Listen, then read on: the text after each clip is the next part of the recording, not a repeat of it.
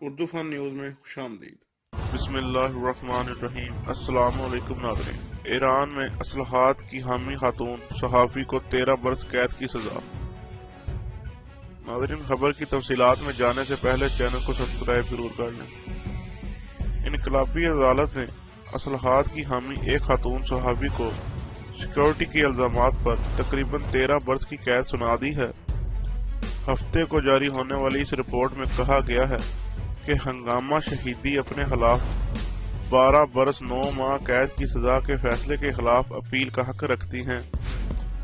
خبر میں مزید وضاحت نہیں کی گئی۔ 43 برس کی شہیدی جون سے جیل میں ہیں، جس سے قبل وہ کچھ عرصے تک سوشل میڈیا پر کافی متحرک رہ چکی ہیں۔ وہ دلیر صحافی ہیں جو متعدد بار مختصر مدت کے لیے جیل کاٹ چکی ہیں۔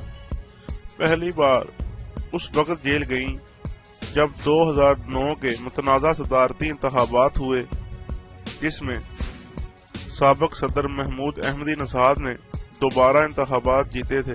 اس وقت سے سلامتی کی وجوہ کی بنا پر ایران میں کئی صحافیوں اور سرگرم کارکنوں کو حراست میں لیا جا چکا ہے۔